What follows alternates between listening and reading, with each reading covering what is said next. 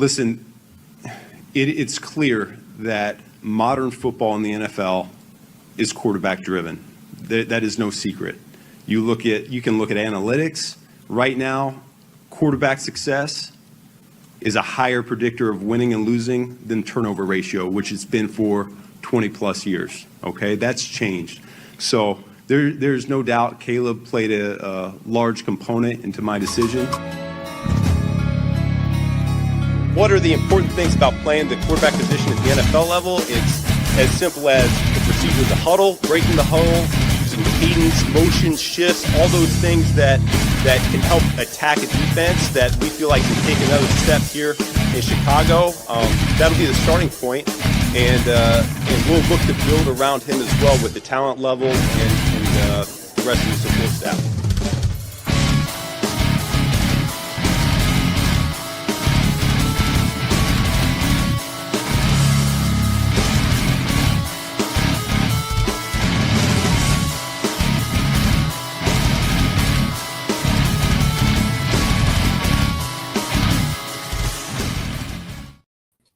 All right. Hello and welcome everybody to another Bearski film show this week. I'm really excited about tonight's show because we're joined by a very special guest, Aldo from the Barroom Network.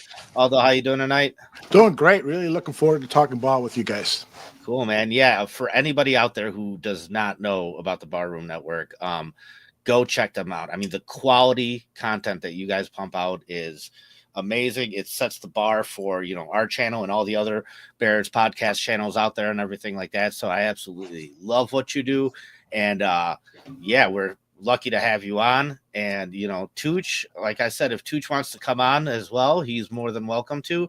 I also, I know in the past I've mentioned to you how much I really loved what you and Dan had going on Bare Your Souls. And, I even tried to reach out to him.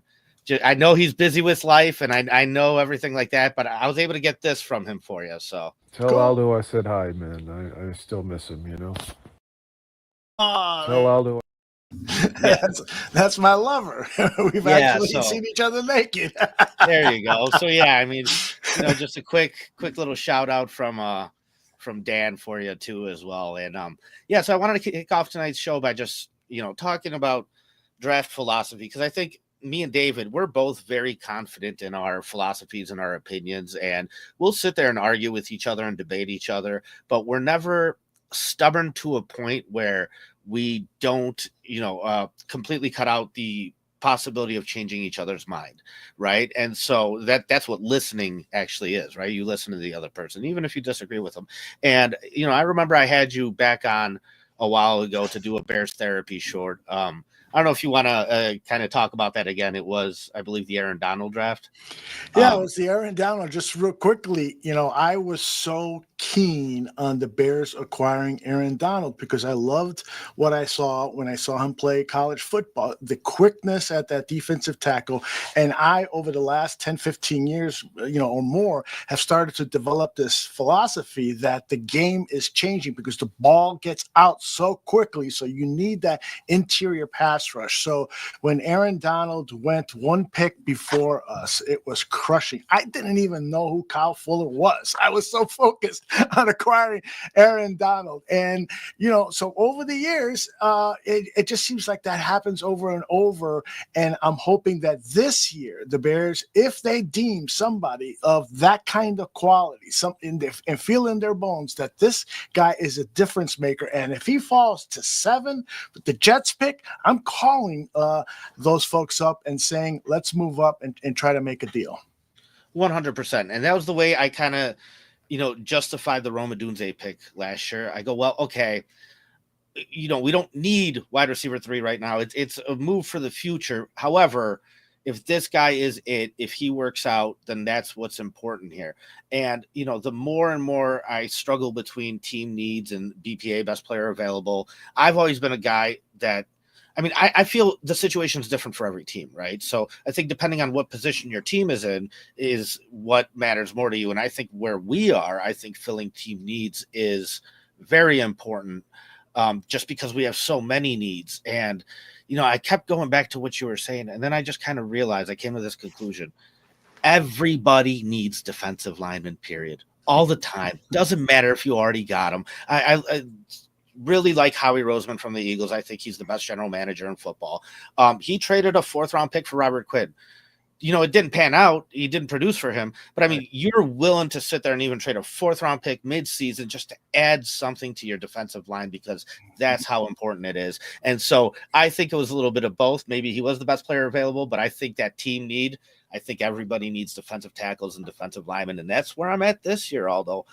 Yeah, and I'll tell you, there comes a time where the best player available philosophy has to go to second place, and you need to move up a position of need. So let's take, for example, the 2024 draft. I heard Matt Miller on ESPN Radio yesterday, and he described the pick of the punter, Taylor, in last year's 4th round. He described that as an arrogant pick. And I agree with them. Ryan Poles thought, I got the team, so I can now start adding different pieces and stuff. How could Ryan Poles look at that offensive line and say to himself, yeah, I'm going to bypass a offensive lineman with potential for a punter, which is something you usually see teams at the top who need that final piece to get over, selecting the 7th round or 6th round. And the same thing with Karan Amagaji. He's got potential. He could be a star player, but to pick a guy who is coming off an injury and has been playing at not the top level of college football, that to me is also an arrogant pick. You're really going to pick that guy over healthy offensive linemen who have given you 14, 28, 36 games of college tape. It just doesn't make any sense to me. So I'm interested in hearing what you guys have what's your philosophy to the draft? I mean, me and Paul have been pretty lockstep in terms of we've done this even, I think, going back on a year now. And when we really just started getting into the draft stuff for the Caleb and Rome draft, and Paulie and I were pumping out videos about just the statistics of when good players get taken. Like, you can't find, like, you can, but defensive tackles and offensive guards and left tackles and right tackles, you just don't find them in the 3rd through the 5th round.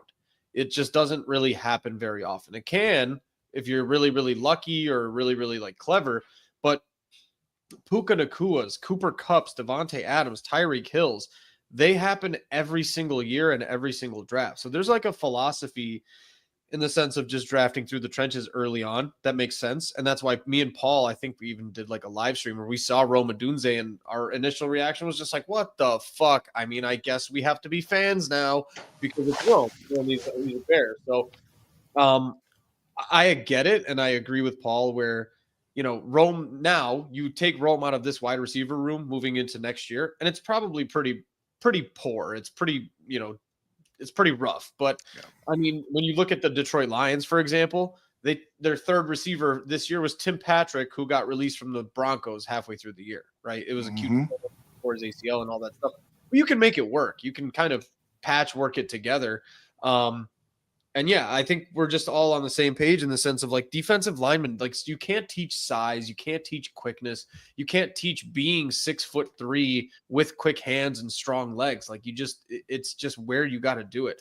Coaching matters, and those guys end up fizzling out when the coaching isn't done well, but you can't, it's a combination of both things. So, yeah, I mean, I'm lockstep right now. And just like, I want size, I want line, I want anything you can throw at me that's in the trenches in the next draft, first 2 rounds, I'm all in. So yeah, and let me add to that violence, right? Because that's become a more prevailing theme in the NFL recently because of how the Eagles have played and other teams. The teams that go out there and play more violently are the teams that usually prevail.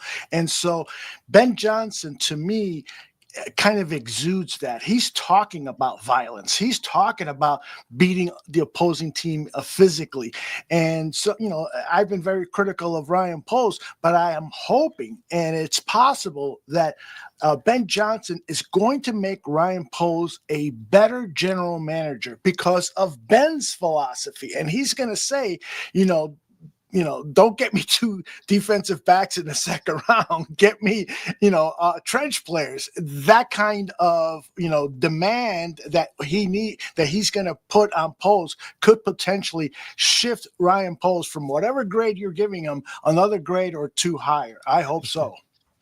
Yeah, and Tooch says he's also talking about cutting his nuts I off. love that interview. I think we've talked about cutting our nuts off for, you know what I mean? At least one of them for a Super Bowl win. I know we talked about. Our first one was, and rest in peace, we said we would sacrifice Virginia at the 50-yard line. Yeah, we did. We did say that. Rest in peace, Virginia. Maybe this is the yeah, right. Maybe this is the sacrifice that had to be made. Satan got her first. We couldn't get her.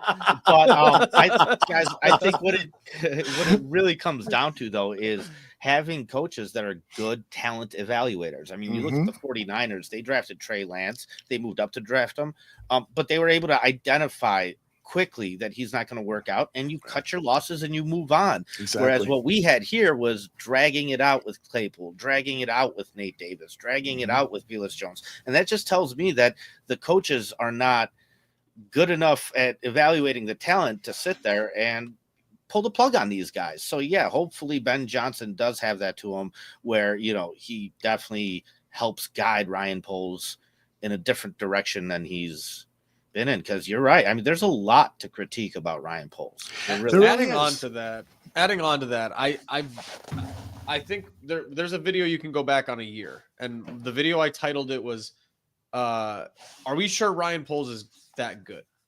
And I started listing off like all these things about just like, I think Ryan Poles believes he's that good. I think part of the problem of Ryan Poles is he started drinking his own Kool-Aid a little bit, a little too hard. And he started going with Tory Taylors and Zach Pickens and all these people that he thinks that he knows better than everybody else. And part of that problem is there is no other football guy in the room other than Ian Cunningham. And that's why I'm almost glad. I know everybody wanted the third round picks because Ian Cunningham would have left, but I'm really glad because every story about Ian Cunningham that comes out is tempering Ryan Poles' emotional attachment to how he approaches things. And Ryan Poles, he speaks very analytically and he speaks very calm and cool and collected, but his results are incredibly emotional, and it just shows across the board. He's always emotionally attached to his own ideas and philosophies. And he's crying, releasing Adrian Colbert. Dude, no one picked up Adrian Colbert. Like, he's not an NFL safety. Relax. Stop crying about it. Stop telling me that Velus Jones is back, like during Hard Knocks. Like, dude, he's not back. He didn't even play a snap in the NFL on another team. And I think a lot of Ryan Poles' problem is that he's too emotional. And Ben Johnson, and I'm trying to stay consistent on my opinion of Ben Johnson, but I am drinking a little bit of the Ben Johnson Kool-Aid because he is, I want to say he's borderline sociopath. That man is a psycho. He is very football analytical, and I think his voice is going to be really, really helpful in Ryan Poles' decision-making. And also, I think it's the kind of voice that he needed where he goes like, I don't know what the fuck you're talking about, Ryan. I know you drafted this kid and you like him, but he sucks. And that's the impression I get from Ben Johnson because I didn't expect this out of him, but he's very analytical. I guess you should have expected it. He's like a data analyst type of dude, but he's very analytical in his approach to football. And I think that's the number one thing Ryan Poles is probably missing. Did you guys hear what Ryan Poles said when he was asked what the hardest position to evaluate is, and what the easiest one is? Yeah, safety. And he said the easiest is lineman. Lineman. Exactly. And you have two good safeties and you have zero good linemen. So exactly. Fuck off. Like, what are you talking about? Yeah, and he doesn't clearly value having synchronicity between your offensive coordinator and your offensive line coach. every coordinator should bring in the people that they want as position coaches. And to not have that and to force Morgan into Shane Waldron or whoever as the run game coordinator, it to me just doesn't make any sense. Everything should be synchronized. And that's been a problem with the Chicago Bears for decades now. They don't hire the general manager, who then hires the head coach, and the head coach then brings in his coordinators, who then assist with bringing in position coaches. And so that's always been screwed up. And that just has led to the lack of synchronicity with the team and the mishaps and not managing the clock properly, because you're bringing in all sorts of people who don't know each other. Now, I do like the fact that Ben Johnson has brought in a lot of people that don't know each other, because I'm drinking the Kool-Aid. He's someone that appears to really know how to bring in a coaching staff and a team together, because he's authentic, because he's blunt in how he says things and how he wants things, because he's willing to listen to other people's opinion, which is why he got this diverse group of coaches, some new coaches and other veterans. So I'm super excited about what Ben Johnson is going to do, not only from the play calling and managing Sunday afternoons, but also how he's going to potentially rub off on Ryan Poles and make him perhaps a little bit tougher, make him help him make better decisions and so forth. Time to be excited, guys. I think me and Paul, and again, consistency. We're trying to stay consistent with our opinion. We've always wanted Mike Vrabel first. And I do still think that Mike Vrabel and Ben Johnson have similar floors, I would say, right? Okay. In the sense of, but I didn't know that that Ben Johnson's floor seems so obvious. And I think Ben Johnson's floor to me has risen, and his ceiling was always higher than Mike Vrabel. Everybody always said that Mike Vrabel was like a 9 to 11 win coach. And I think where the Bears were at the end of the season, that's what we agreed upon, that we just needed a 9 to 11 win coach. And I never really expected that out of Ben Johnson. And I still don't know, because nobody knows, right? Because Ben Johnson is amazing in interviews, and he is amazing at speaking out his philosophy and making verbal comments about how he's approaching football. At the end of the day, we're the proof is in the pudding. We're going to see how the season rolls out.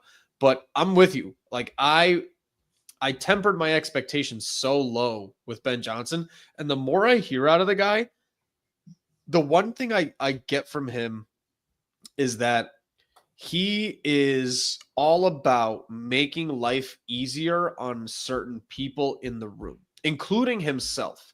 And, Tooch is in the comments talking about, the cutting your nuts off thing. He offered both nuts, and, he didn't have to do that. He could have offered one nut. And I think he said, I got 3 kids already. I'm good. Yeah, I'm good. I'll take it. But and he didn't, he's already talking about he's acknowledging the fact that being a play caller and a head coach is an overwhelming task. And that the reason he hired Dennis Allen and the 28 coaches that he hired is because he knows how overwhelming it is. And he knows that he probably won't be great at it right away. And so he said, I need to set up a system around me that allows me to continue to call plays. That's a crazy amount of self-awareness that I wasn't sure or aware of with Ben Johnson. And again, the more he talks, the more I like him, because he's just demonstrating self-awareness about making everybody else's life easier. And that's why we haven't gotten a chance to see what his offseason moves are, but I am incredibly confident and just aware of the fact that every move he's going to make is very calculated. It's very, it's gonna end up being something that it's going to be for the greater good, whether that's something that's popular or unpopular. And that's the kind of moves we expected out of Mike Vrabel, for example. Yeah. It's that, these aren't going to be the most popular moves. You're going to see some cuts of players that you won't like. And it already started. DeMarcus Walker was a generally liked player on this team, but I'm not going to lose a wink of sleep over DeMarcus Walker. Gerald Everett can suck my ass. He can go and join whatever team he wants to join. But God, $6 million for what was it? 38 yards. You know Yeah. how much I would love to get paid $6 million For anything. for that type of I production. I My legitimately think that there is a person in this room that could probably produce Gerald Everett numbers. Like there's It's got to be as, you, as Dave. It's not fucked up me. as it is. I don't know. At least somebody in the chat. Somebody in the chat for sure. But like I think- told Carl once, I'm not even sure if I could finish a 40. Yeah, the same here. Like, what timing is? Exactly. I can even get through it.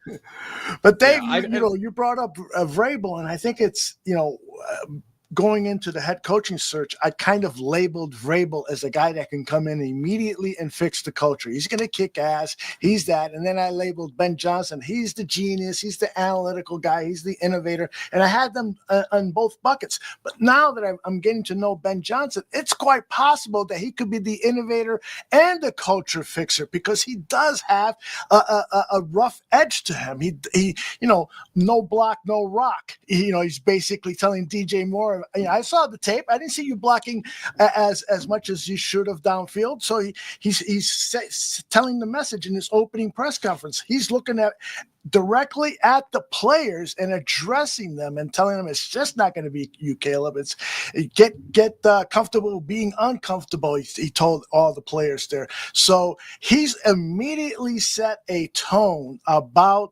discipline and self-discipline and being held accountable that I didn't hear from Matt Eberflus, other than old high school, college football phrases like hits and crap like that.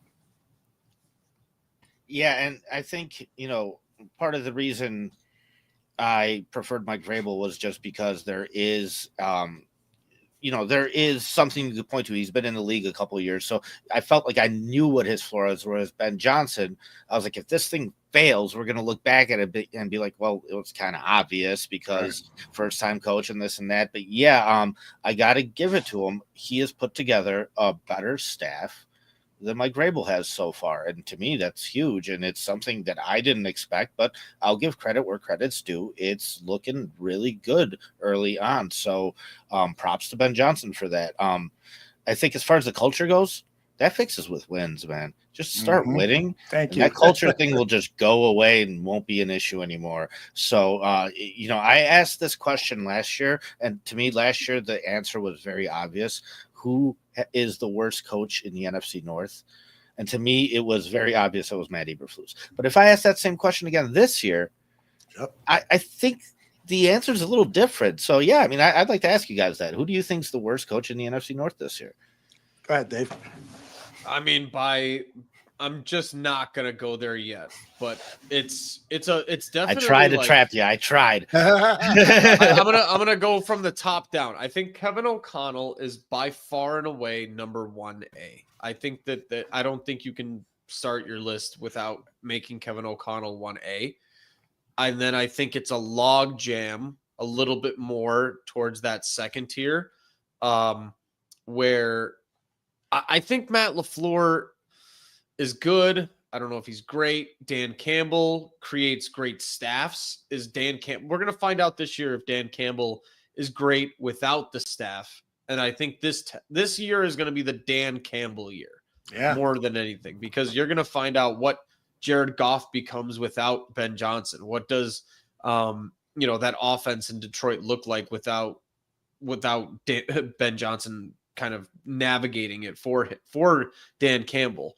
Other than that, I think it's going to go Kevin O'Connell, Matt LaFleur, and then I think it's a Dan Campbell, Ben Johnson toss up at the bottom. Yeah, I won't grade Ben Johnson just simply because we don't have much data. But ask me in the week 6 of the NFL season, I'll give a grade to all 4. But I'm with Dave. This is the year where Dan Campbell has to prove that he is actually a good coach and that he didn't become a good coach just because of his rah-rah speeches and stuff like that. I tuned in to his end of the year press conference simply because I like to see people associated with the Detroit Lions cry. And so I tuned it in, and he talked a little bit about how he was now going to, this was like hours before Johnson was named head coach of the Chicago Bears, but he knew he was going. He says, I am going to have much more of a say in the offense. It almost sounded like, I'm pissed off Ben got so much credit and so forth.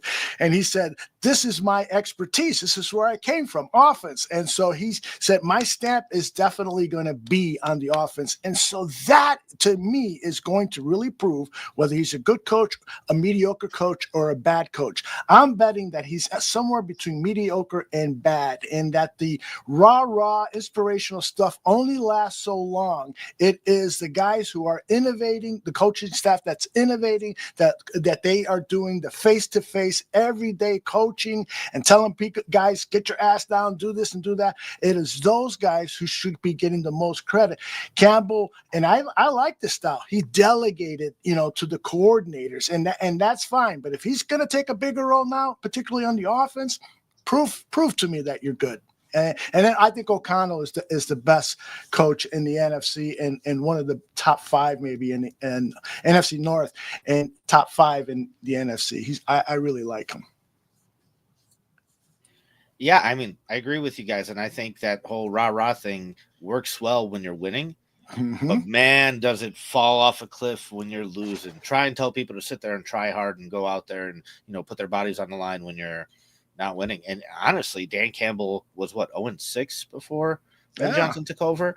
So I think that's why Ben Johnson does get a lot of the credit, because, well, once he started taking over play calling, we saw that team flip a switch and, it hit another gear that I didn't even think they had. I did not think that Jared Goff would ever get to playing the level of football that he currently is playing. So, yeah, and I still don't want to credit Jared Goff for it as much as he deserves it. I've seen the guy. I've been to the live games where I've seen him crumble under pressure. I was at a December game once against the Rams where we won 15-9. It was nothing but field I was there. goals. Yeah, it was such an energetic crowd. It was a night game. It was awesome. cool. But yeah, I was just like, man, Goff can't play in the cold. He just struggles a lot. And so there's a lot of things that I think that Ben Johnson did for that entire offense that was very beneficial. And I think we will see that hurt them a lot this year, him not being there. So, and I think, when it comes to drafting defensive linemen in this draft, I think that Ben Johnson is going to have a big say in that. He is going to want the best defensive tackles on the board whenever possible, because he knows that Jared Goff gets rattled if he's got the pocket being pushed into his face. He's terrible under those situations. And he also knows that Jordan Love has had problems with the same thing. His accuracy starts to fail when he's feeling pressure up the middle. So just because of that, we'll be seeing some interesting defensive tackles come to the Chicago Bears. And it's interesting that DeMarcus Walker, who when he was moved inside, and I don't think I ever saw him pressure a quarterback. So he's gone, thank goodness. Yeah, and the big news today was, I mean, you looked at everybody's mock of how to fix the offensive line, and it started with Trey Smith. Yeah. And the big news today is that Kansas City, put the tag on him. So does not look like he may be available. I mean, if he is, it's going to have to be by trade. And does that hurt the plans for the Chicago Bears? Can they still go out there and do it? Do we have to overpay Tevin Jenkins now? What do you guys think of that whole situation with Trey Smith being tagged by Kansas City? Go ahead, Dave. So me and our friend Carl from Thigh and Spy Podcast Network, he's been one of our unofficial third members lately. We kind of joked about our under the table, handshake agreement, where I think it just makes sense. And I think it's a good reclamation project for Tevin Jenkins, that if the Kansas City Chiefs want to tag and trade Trey Smith, I think a really good replacement for him would be a guy like Tevin Jenkins. So if you package Tevin Jenkins and a second round pick, and you throw him to Kansas City for Trey Smith, I've always liked that idea. And I think that's kind of everybody walks away happy type of situation. So that's my everybody ends up happy, Bears ends up happy, kind of situation. I've never really believed in, these Madden situations, so I don't really believe in it. But the one thing Ben Johnson has been adamant about is that he needs a center. I think it's more likely that the Bears go and trade for a center from somebody than it is to trade for Trey Smith. So what I think is going to end up happening is you're going to end up letting Tevin Jenkins shop the market. He's not going to get what you think he's going to get. You'll probably end up signing him for like a 2-year, $40 million deal, $20 million a year. Tevin Jenkins stays. And then you get Kevin Zeitler from Detroit, which is more than likely possible because he's going to follow Ben Johnson. Yep.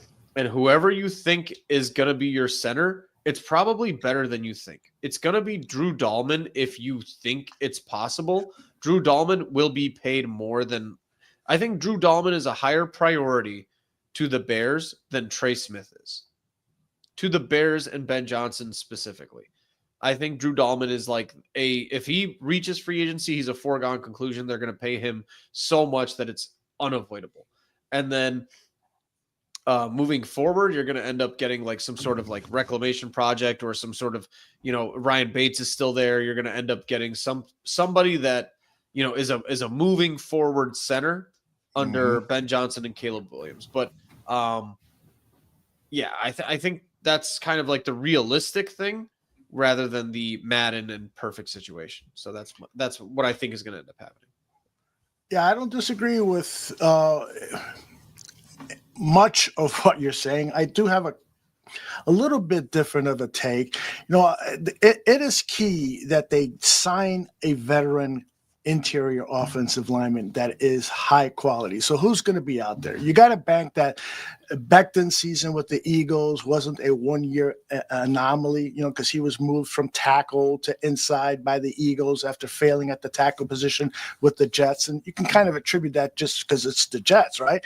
So hopefully Becton is a true outstanding guard the way he played with Philadelphia. He's available as a free agent. And so now you need to throw some money at him, and that could potentially be, $16 to $18 million to bring him to the Chicago Bears. And that's probably overpaying him, but at the same time, the salary cap keeps increasing to amounts that we didn't anticipate. They're raking in the money, and so the money's becoming available. That's why Trey Smith is going to remain as the Kansas City Chiefs, because they announced the salary cap increase in one day, and then the very next day they tell his agent, "We're going to tag you." So you need to bring in an interior. I agree with you, Dave, totally, that the center position, which has been disregarded by the Chicago Bears, or they haven't found the right answers for a long time, has to be a priority. And I like Drew Dahlman, and I like, this is not a great year for centers in draft, but if you draft somebody like Gray Zabel, who didn't play center or much center in college, but showed that he could play that at the Senior Bowl. If you could bring in those two guys, Becton and Zabel, now you've got your right guard, you got your center, and then at left guard, you could potentially look, at the draft or some other positions. So that's the priority, is taking care of the interior of the offensive line. We're going to have to settle for the fact that it's going to be Darnell Wright at right tackle. He still has a lot of room to grow. And at left tackle, it's either going to be Braxton Jones or Karan Amegaje. I don't anticipate Braxton Jones is going to improve much in his final year of his contract, but maybe he can under new coaching. And Karan Amegaje is, of course, an unknown. Hopefully he'll be totally healthy for training camp and come into the first regular season ready to play at a very high level. So the draft has to be designed around, first, in my opinion, the interior of the offensive line, and then secondly, the interior of the defensive line, and then start moving out to tackles and safeties and tight ends and stuff. But Aldo, let's draft a left tackle who tore his ACL at 10. Yeah, not going to happen. Josh Simmons, I like him.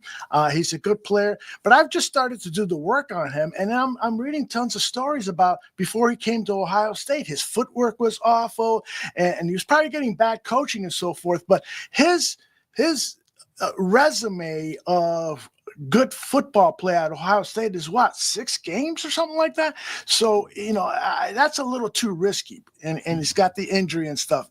I'm not fighting for Josh Simmons like J2K or some of our other friends are. Yeah, I think that the offensive line is definitely going to be focused on during free agency. And so when it comes to the draft, high in the draft, first round, I think you are looking at defensive lineman. I think you have to go edge. I think you have to go defensive tackle or drop back and take one of those guys. But I think that is your first pick in the 2025 NFL draft. It's going to be a defensive tackle or a defensive end for sure. Would you trade down from that number 10 pick? He has long arm. Yeah. Would you trade down from that 10th pick? And if so, how far down would you trade? So although I'd like don't get me and Paul started. Yeah. So I like what you said earlier. You said if there's a guy at 7, then you trade up to go get it. Sure, if Mason Graham is there and you could trade up to go get it, do it. I'm all for it. I think if you have a top 10 pick, what the most important thing is you draft a guy that signs a second contract here and is here for 10 years or so. And that's huge to me. You can't sit there and gamble with these top picks because of their value, and their value comes when you trade them back. That's when you get the return from that value. I think the draft is a shit show. I think every single year you could go through, pick any team, and you could just dice it up and say they should have drafted this guy here, this and that. And I'm one that's more for darts at the dartboard. And especially with how many needs we have, if there's not a guy that you absolutely love and are for sure with at pick 10, yes, trade down. I'm all for trading down. I was all for trading down last year too. So today was a amazing day in terms of draft information. So you got Abdul Carter with a stress fracture in his foot. Adam Schefter dropping a bomb saying that the Cleveland Browns are next to guaranteed for taking Cam Ward. Mason Graham having short arms and all this stuff, and he's in the 26th percentile and all that stuff. It's just awesome to watch this like navigational movement of draft prospects and all that stuff. It's one of my favorite times. It's men's soap operas. Like, let's just be honest. This is what we do. We love the men's soap operas of like just the storylines and all this stuff. So here, me and Paul will always say to draft down or trade down. Like if Ashton Genty is available at 10, me and Paulie are ecstatic because we know that there's somebody who's crazy enough, like Jerry Jones on a Coke binge, to go and trade up for number 10 to go get Ashton Genty. And he'll probably trade some oil fields and a couple of first round picks for it. So like that's a hard and fact truth about me and Paulie's draft philosophy. It'll help us build a stadium, right, David? we can build it in Texas. We'll be the Chicago Bears in Arlington. But like the problem with that is it's not even a problem. It's just, I agree. Mason Graham sounds like an amazing draft up move at 10. But from what I understand about this draft and I've heard about it, is that your selection between 15 and 60 are pretty much the same. That's a good point. It's just going to be about where your selection is. So I don't know if anybody is worth the 10 and if anybody's worth the 15 or the 17. So it's all about just like manipulating emotions and seeing who wants to draft up and trade up and all that stuff. In terms of philosophy, absolutely. Like at 10, just take the second best left tackle available that can kick in. The kid from Texas, I forgot his name off the top of my head, but like Kelvin Beckham, I think it is. Banks. Kelvin Banks, and you can just kind of move him in and out.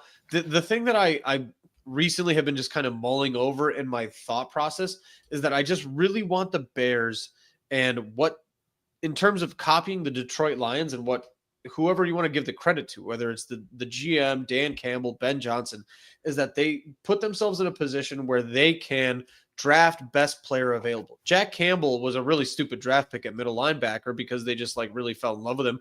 But Jahmyr Gibbs ended up being a really smart draft pick, even though it looked really, really stupid. But like if you address your offensive line needs in free agency, let's say at this point you get a $24 million cap bump and you sign Keenan Allen for one more year at $12 million. You sign Kevin Zeitler at $10 million. You sign Drew Dahlman. You sign Tevin Jenkins. You're still at like $30-40 million in terms of free agency. And I love this from Paulie, and I'm going to steal this from him. Everybody keeps talking about who are the top teams with free agent money.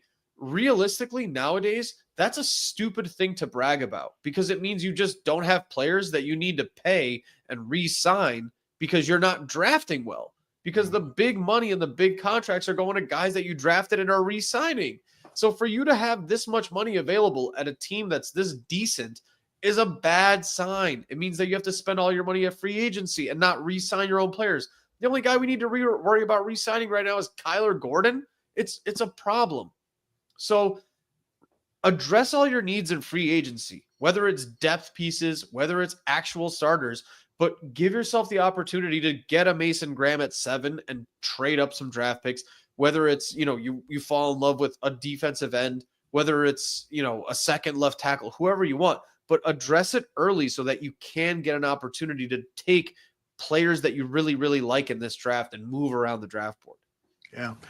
Yeah, I like the idea of trading down because there is a lot of the way I'm grading the players, there's just so many players at that level of 8 or 7 to 25 that are graded so closely.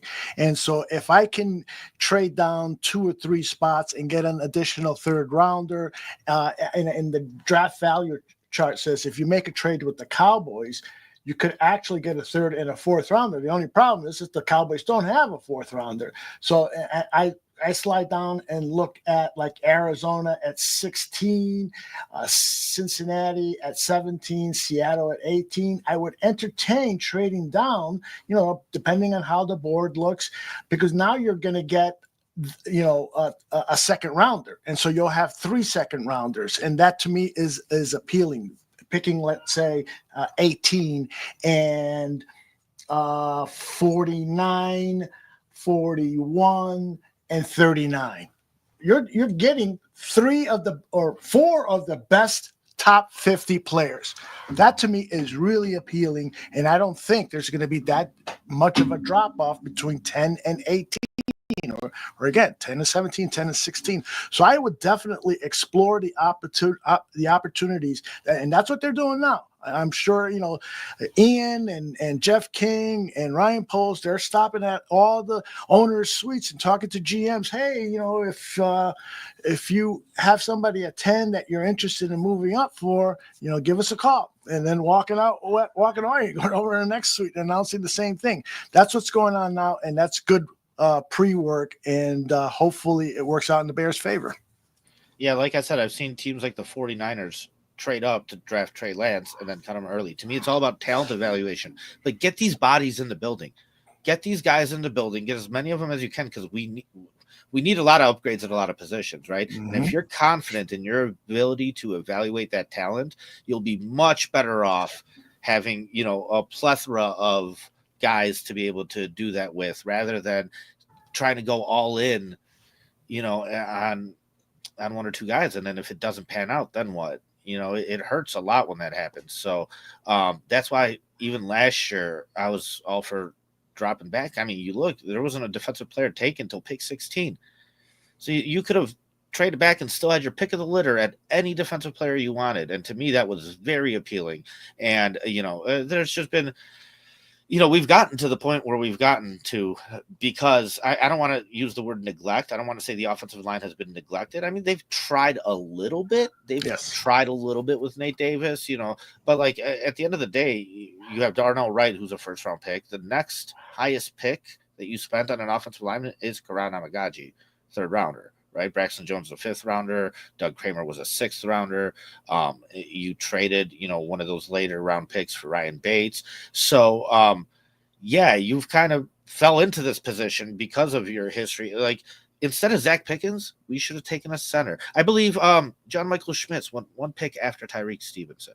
So, like, I look at things like that where it's like, man, you should have already had that addressed. And that's what the Lions were able to do. They built that offensive line up over years. So to sit there and have to do this thing in 1 year, it's really challenging. There's still going to be some holes. I know people don't like it, but like you said, we're probably going to just have to leave Braxton Jones in there. At some point, you have to, pick your poison, because you're not going to be able to do all this in 1 year like this. And I hope that they do trade back this year. Unless, like I said, unless there's a guy like Mason Graham or somebody that starts falling a little bit, then in that case, I'm all for trading up, even if you get the right guy, though. You have to get the right guy if you're going to pick him that high. Mm-hmm. I'd like to just see Aldo's reaction with the 10th pick. The Chicago Bears select Ashton Genty. Jesus Christ, what can I throw? I said we need a wide receiver 3 this year, guys.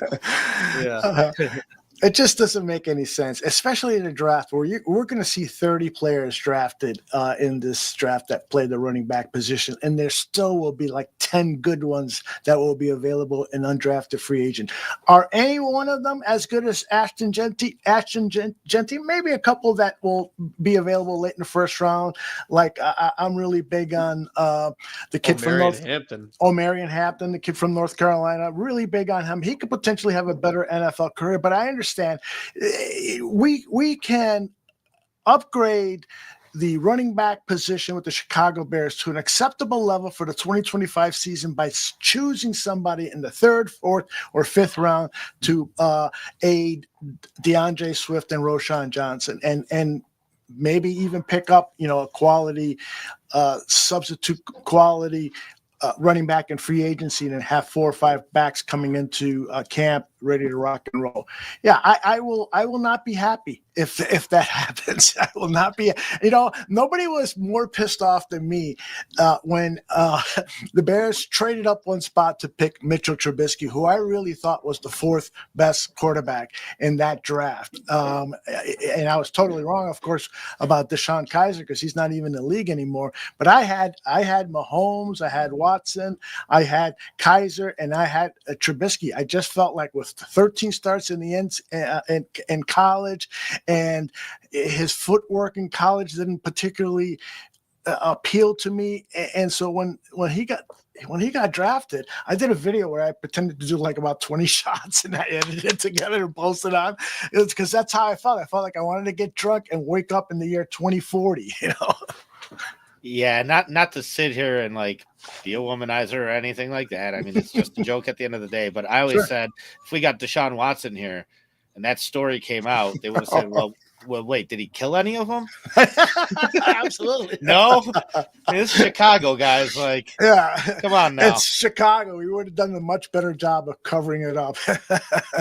Yeah, it just might have not been as big of a deal here as it is, down in Texas, where definitely things are a little bit different. But in that draft, when we talk about outside of the character and outside of being a sexual predator or whatever, he was clearly like the number 1 guy as far as his resume, right? So, 2 national championship appearances, 1 title. Yeah, it's outstanding work. It was kind of insane to pass him up for, Mitchell Trubisky. However, I justified it to myself. I go, all right, we got to ski at quarterback. Here we go. So we got a bald head coach. We got a ski at quarterback. I mean, I was living life there for We'd be the Barstool of Bears fucking media coverage. Trubisky and a bald head coach. We'd be set for life. Exactly. It was a bad attempt at a joke. I'm sorry. Had to throw that in there. Well done. I mean, I think the way that the draft board is shaken up right now, and like what I'm listening to, and I'm sure all those listening to similar stuff, is like I think we're getting the general NFL draft shit that happens every year, and like the draft board and the mock draft 1 is going to be very different from draft 2. And don't be surprised if Jackson Dart gets taken in the top 10 now. Because teams need quarterbacks. And then don't be surprised if, Abdul Carter falls a spot or 2 and Cam Ward gets taken top 3 and Shedeur Sanders gets taken top 3, which, for the first time in my lifetime, we don't give a shit if a quarterback gets taken early. If anything, it's better for us. Like, let's let 3 or 4 spots go to quarterbacks in the top 10 and we get our pick of the litter at 10. So I'm cool with it. And this is the generic stuff that happens in the draft, but it's good for us. So I'm all for it. Yep. And I want to address this comment from Prometheus. If you can't get your need pick at 10, why not get the best player available? And here's where I think most teams fall into this trap, that they think they know who the best player available is. But when you go throughout history, all you see is mistake after mistake after mistake after mistake. Right. And so, like, even, when we go back to that Aaron Donald thing with Kyle Fuller, Zach Martin was drafted 2 picks later. Mm-hmm. You know what I mean? You got a Hall of Fame guard right there. And so The amount of times, I go back when we had 2 first-round picks, um, with pick 1 and pick 9.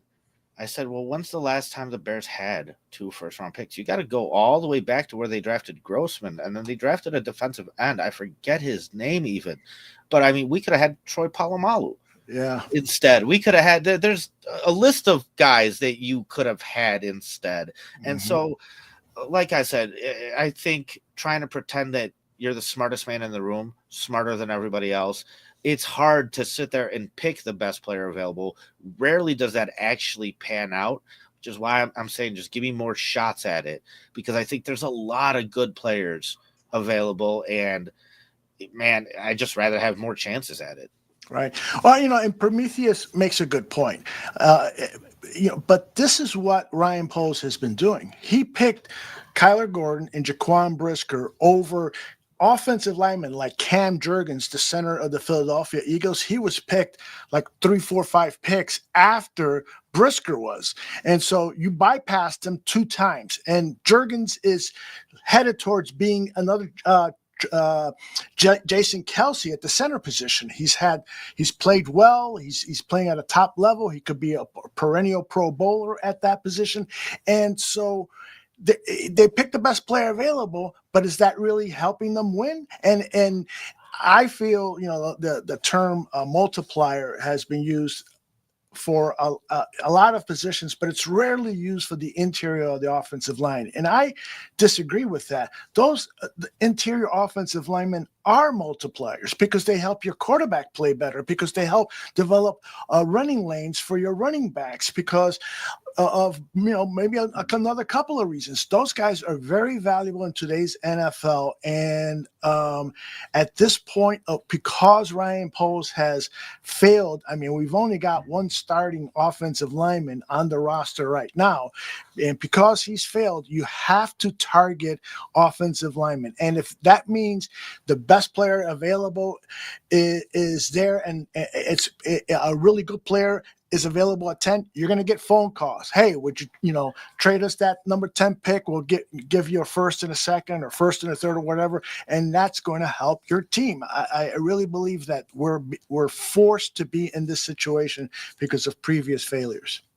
No, exactly. We got to where we got to by making the mistakes that we've made. And so, at some point you're going to need to bite the bullet and kind of just take some hits and do some things that you don't want to do.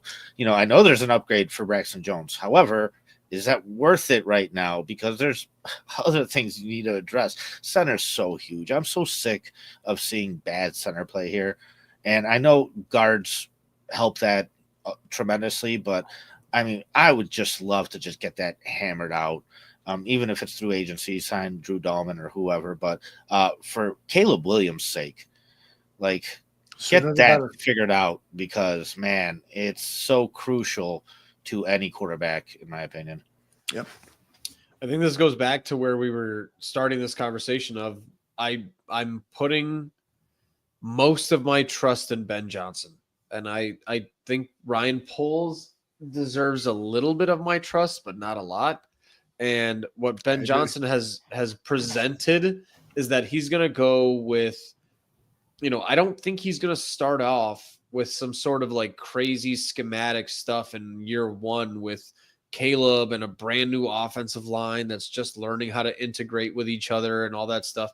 I think what we're going to see this year, and that's why I saw a comment earlier of what can we realistically expect out of the Bears this year in terms of record. And me and Paul, I mean, credit to us, we were 9-win guys this year, and we were called haters because everybody said 12, 13 wins with, Keenan Allen and Rome and all this and 5,000 yards from Caleb and all the, and this year I'm still around 9 wins, and only because I think what you're going to see this year is much simpler football. And that's what I need to see. And we expected it with Mike Vrabel, which is run the ball, get an offensive line, play defense, and play complementary football, let Caleb throw 30 touchdowns and 15 interceptions. And I'd be very, very happy with that. But that's where I think the hope comes in at this point, is that Ben Johnson is self-aware enough of himself and what he has in this team, where we're going to see a lot more simple stuff going on than we're used to, which is just making sure that we win games by 1 point, 2 points, whatever it means. But the variance that we saw last year with, this team just absolutely collapsing after Washington. And yeah, no, we're not at 13 wins in a Super Bowl this year. I hate to break it to anybody who's thinking that. We're in year one of a 3-year process again. But I think Caleb's good. I think Ben Johnson is great. I'm sorry. I think Caleb's great too, honestly. I really do think that Caleb is probably the best quarterback I've seen with my own eyes in Chicago in my lifetime. Physically gifted wise, talent wise, quarterback wise. And so I think that's, where we're at. And at this point, we need to trust that Ben Johnson can get in Ryan Pohl's ear and force him to draft positions of need that make sense, that makes sense with top 10 picks, that makes sense with 3 picks in the top 49. Like, Come on, man, you got to fucking draft linemen. I wouldn't be upset if we saw like the ticker come across on day 2 on Friday and it just says like guard, tackle, guard. I wouldn't be upset with that. I'd be very okay with it. So if I saw Ashton Genty at 10, I'd probably flip my shit. But, I'm sure we'll do a live show, although you're welcome to join. And I'd love to. And react to the draft. So, but yeah, that's where I'm at. And I think the hope comes down to, trusting Ben Johnson and his philosophy and his self-awareness. And like I said, I think at the beginning, it comes down to just trusting that he's self-aware enough that he knows where the holes are and filling them quickly. Zeitler and Dahlman. And, I'm okay with, and we name these names like they're kind of forgettable names. But I think, when you think about it with good coaching, I don't think of Ryan Bates and Karan Amagaji and even Coleman Shelton as bad names with good coaching and a better situation. So I don't think the moves that are needed to be made are that much more dramatic than people are presenting them as. But at the same time, it needs to be shown. So like there are 4 to 7 good linemen on this team with good coaching, but you definitely need help for the future moving forward. Right. And Ben Johnson talked about it at Indianapolis a day or 2 ago. He talked about the importance of complementary football because he was asked about how quickly can you, fix the offensive line. He says, yeah, there's definitely some problems there, but we don't have to acquire 5 new offensive linemen to fix it. As long as we can play good complementary football, we can help the offensive line in its weak spots and so forth. And a lot of pressure on Ben Johnson to get it right, but he seems to be aware that those are issues. He's talking about them so that we fans who spend so much time studying this are going to feel really positive about how he's approaching this. I never had that same level of positivity with Nagy or Eberflus. It's been a long time since a head coach has talked, and I sense, okay, he gets it. He gets it. Now he's got to execute on stuff. I remember Lovie Smith. We're going to run the ball when we get out of the bus. And it was like first 15 plays, they ran the ball once or twice. Like, what's going on here, Lovie?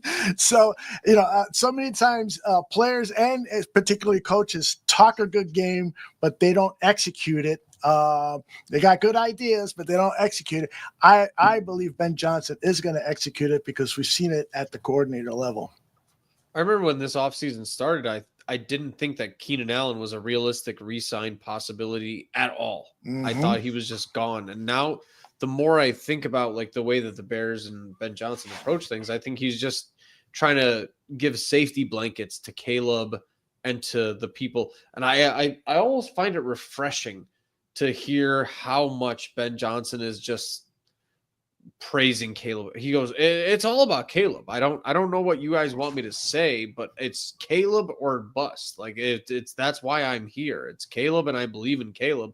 And to some people, I think that might rub them the wrong way, but in my like football logic, I'm just like, yeah, dude, of course it is. Because if you get Caleb, and me and Paul have been talking about this for a while. The NFC quarterback situation is an absolute travesty. It's a dog shit dog pile. Jalen Hurts is now considered the best quarterback in the NFC.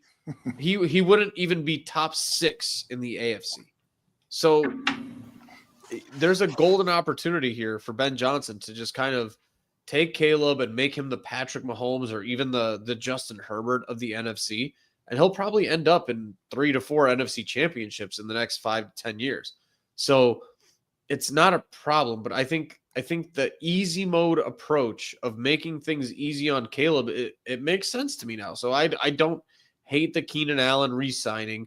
I don't hate, just making things comfortable for Caleb and making it easier for him moving forward. That's where I'm landing with Ben Johnson. I really loved what Ben said this week when talking about Caleb, and said, what I like most about him is the improvisational ability, because it's, you'd love to see him go through the progression, and I'm paraphrasing here, go to, number 1, number 2, number 3 in his progression. But in football, that doesn't always happen. And Caleb now, with his improvisational skills, he can save a play.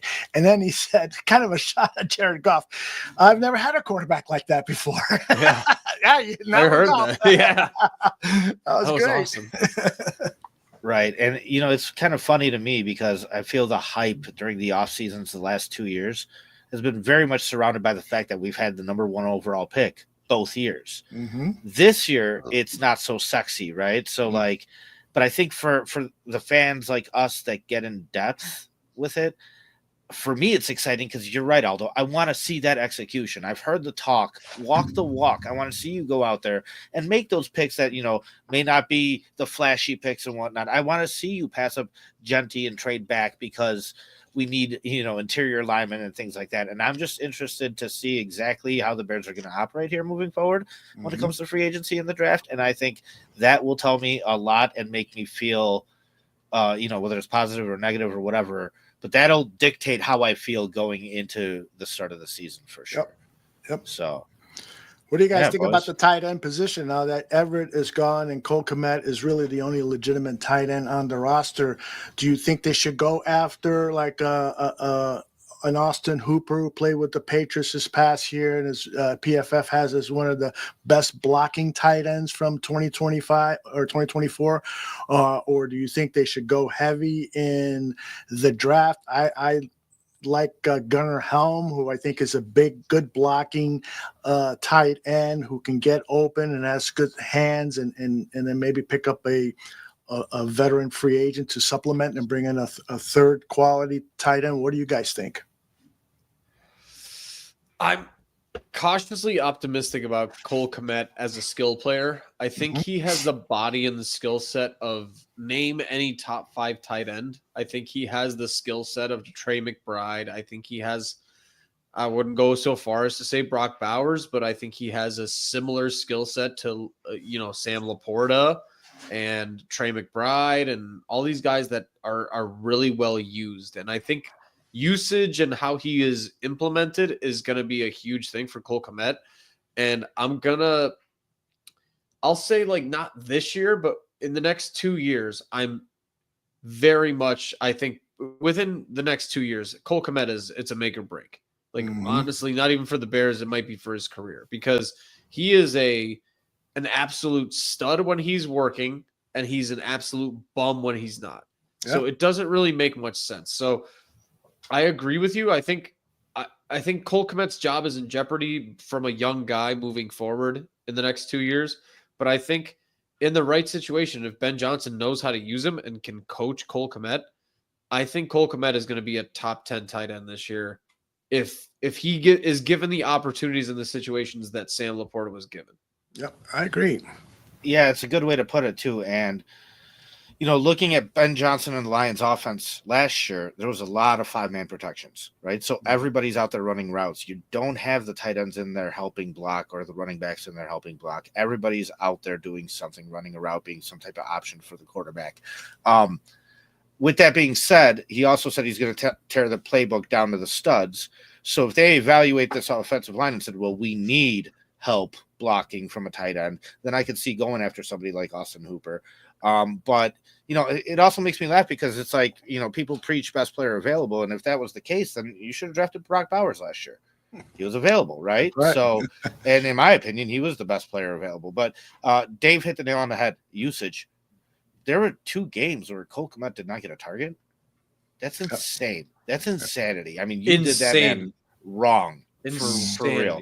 Especially starting off the season targeting Gerald Everett more and things like that. Like, it was just ugly as far as the play calling and the offensive coordinator. So, Prometheus said something is off with Kmet. Yeah, it was Shane Waldron is what was off. So, I expected this out of Cole Kmet this year. I said with all these pieces, he's going to be the guy that has the room to sit there and be able to produce and shine from this. And we just did not see it, period. And I hope the best for him. He's a good kid, personally, like personality-wise and everything like that. I know my father-in-law's met him as well and had nothing but nice things to say about him. He's a local kid. He's definitely got the skill set and has shown flashes year after year after year. I mean, the one thing is, even though the total numbers were down, if you look at the average yardage per catch, it still stayed relatively consistent. He's still a 10 yards per catch guy. It's just being able to put him into better positions where he can actually make an impact and help this offense consistently game after game after game. Like I said, those 2 games with 0 targets, that just blew my mind. I couldn't believe it. The thing about Cole, and I agree with Dave, I think he can be and likely will be a top 10 tight end this season. But there were some disturbing signs last season. The fact that, he wasn't getting along clearly with Shane Waldron because Shane Waldron was favoring Gerald Everett, but he started to complain. And he started to complain publicly about, players not working hard, doing that extra effort. And then when he asked to clarify, he goes, "Oh, they're not doing it out in the open, but maybe when people are not looking, they're not doing that extra rep and stuff." And that was weird to begin with because he's throwing teammates under the bus without any specificity. And I think that some of the players really held that against him, and perhaps maybe the coaching staff did, and so they kind of boycotted him with the offensive game plan. I'm just speculating here. But the other thing that bothered me is that as the season went on, and he's a captain, he was like, "We're doomed, we'll never make it," kind of attitude. And that, to me, I find despicable, not only from him, but DJ Moore, other players that are paid heavily and are awarded with the captainship, and they're not leading. They're not fighting through the adversity. They're not trying to present a positive picture. And I know people are going to say, "Well, yeah, you would be the same way." Yeah, I would be the same way, but I'm not making $25 million a year or whatever they're being paid. My job is to fight through all that bullshit that is going on, the terrible coaching, the fact that the GM has ignored the offensive line, the play calling, this and that. Ignore all that and be a Superman, be a Hulk, fight through it. And the one redeeming value is that he showed up for Ben Johnson's press conference. He was not flown there. He did it on his own initiative. And that, to me, says maybe in 2025, just like Travis Kelce said just the other day, "I'm coming back for 2025 because I don't want to end my career with that. I have a sour taste." Maybe Cole Kmet is coming with that same kind of attitude and a lot more youth, and is saying, "I'm going to give it my all, not only on the field, but as a leader." That's what we need from Cole.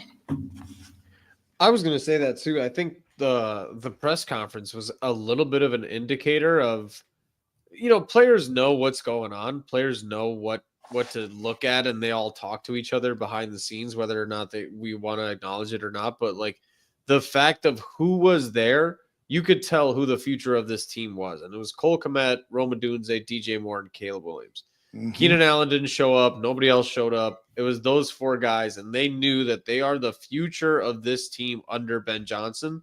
And I have always said, like, if you just transpose, I know Ben Johnson said he's going to rip it down to the studs and start over, but if you just transpose this offense and what Detroit did with Caleb's an upgrade over Jared Goff. DJ Moore and Amon-Ra St. Brown are a wash. I think Odunze is a more polished version of Jameson Williams, in my opinion. Mm-hmm. And then you have Cole Kmet, who is a potential match to Sam Laporta and his skill set. So I think that's just kind of like how they all saw it and how they all saw that it was going to kind of translate. And so I don't think with how much money you're paying Cole Kmet and what his skill set is, and I think if you go back even to Justin Fields' last 6 games, Cole Kmet was an absolute fucking stud. He was an absolute beast, and he did a lot of that stuff on his own. Even going back to Jacksonville last year, there were some plays that like it was a cool play by Caleb, but Cole Kmet made it a touchdown. Mm-hmm. So I don't think that I'm ready to write off Cole Kmet, and tight ends are a dime a dozen in the league this year. I remember at one point Austin Hooper was a number 1 option in Cleveland, then in Atlanta. I remember Hunter Henry and Jonnu Smith being number 1 options in Miami. I think tight ends are just kind of that weird position where it does matter more for tight ends on the coaching and the scheming than any other position on the field. I think a lot of these guys are getting paid based on what the scheme is and how they work into the system rather than their individual skill set, because they're all fucking good. They're all 6'5", 260, and they run 4.5 40s. They're all really, really good at that shit. So if you're not being used and schemed the right way, I think tight ends end up looking like shit. And Gerald Everett, I mean, went from being a really, really good tight end in San Diego or LA to 6 catches all fucking season. It's insane. And Cole Kmet kind of suffered the same thing. So I think Cole Kmet, to me, I think physically and what he can do to this team, I think he's an X factor. And I think Caleb, even demonstrated he likes playing with Cole Kmet. There was some moments this season where Caleb relied on Cole Kmet in 3rd down situations, touchdown situations. So I'm all for Cole Kmet staying around. Yeah, I'm glad. I hope he does. His family are neighbors of mine here in Arlington Heights, so I'm pulling for him, definitely. Yeah, definitely. And these tight ends, they don't eat up a lot of the salary cap either, even the top paid guys. So they're very affordable.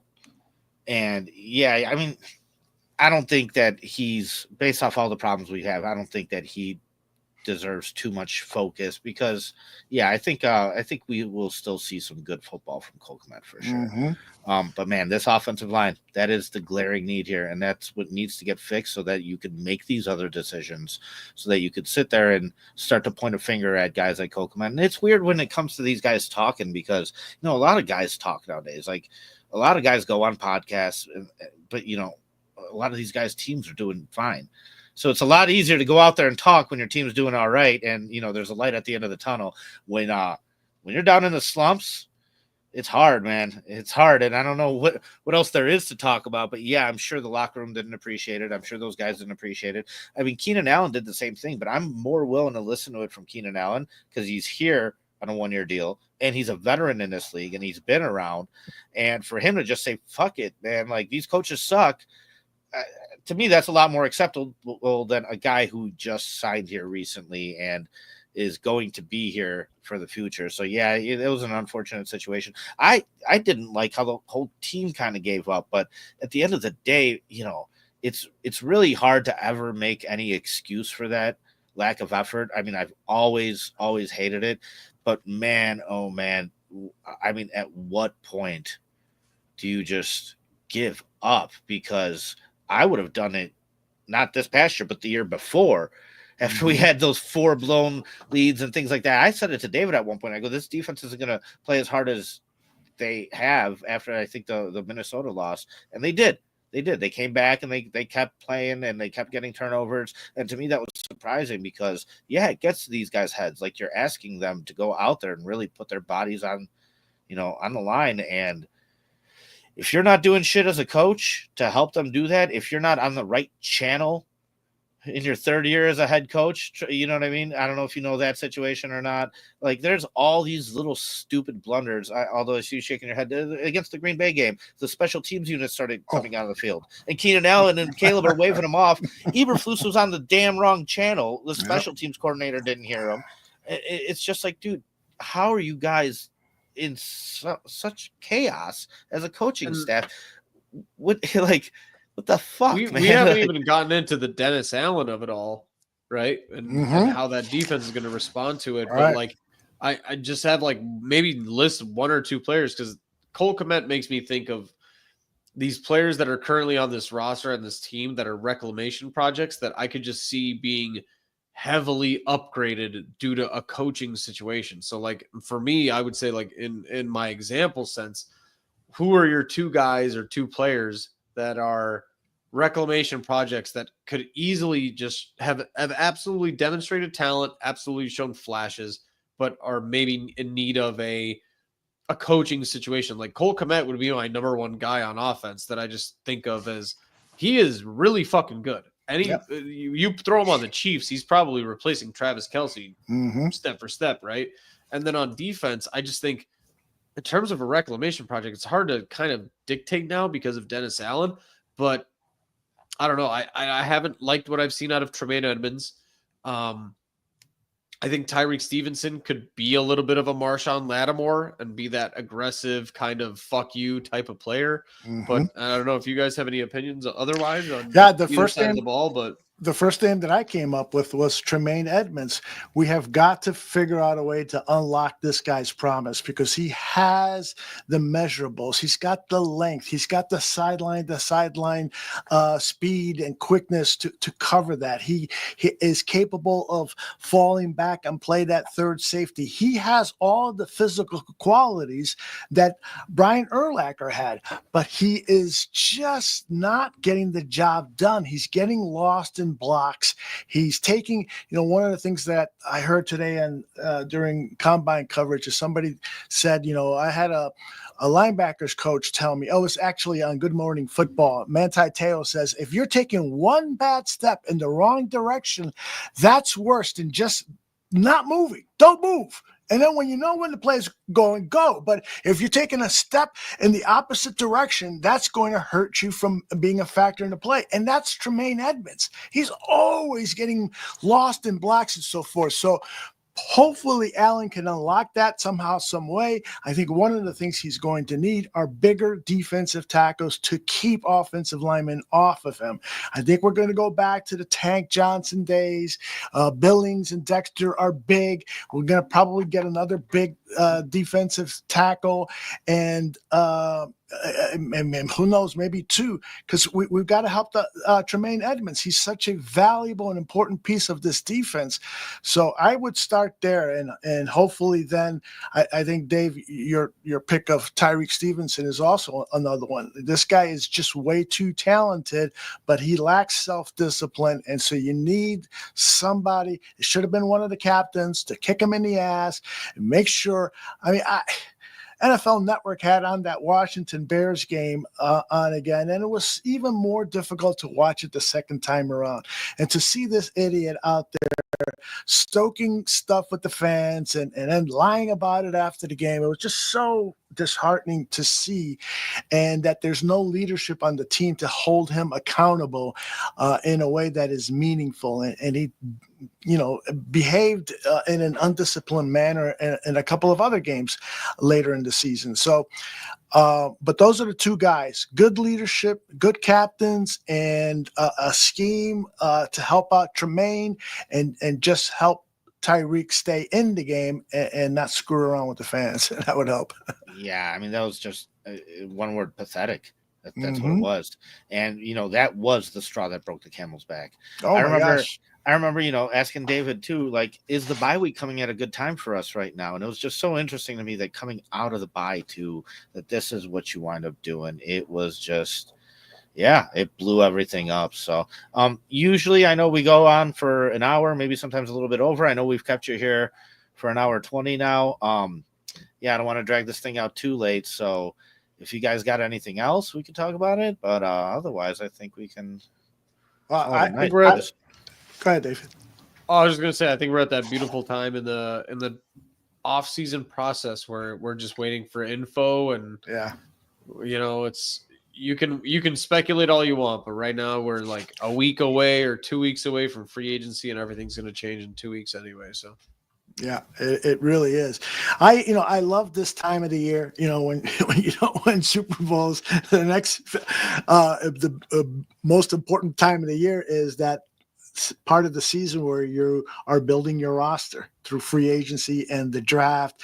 And this season, I have more hope than I have realistic hope than I've had in the past, just simply because I think Ben Johnson could be the guy. He could be our, LA Rams. What's his name? Zach. Sean McVay. Sean McVay, he could be that guy. And the more and more he talks, like Cliff posted yesterday when on one of our shows, the more and more you hear him talk, the more and more impressed you are with him. And hopefully Ryan Poles has figured this thing out, and the players that he's going to acquire are part of the big overall plan, and there aren't going to be many misses. There's misses every year. Every GM has them.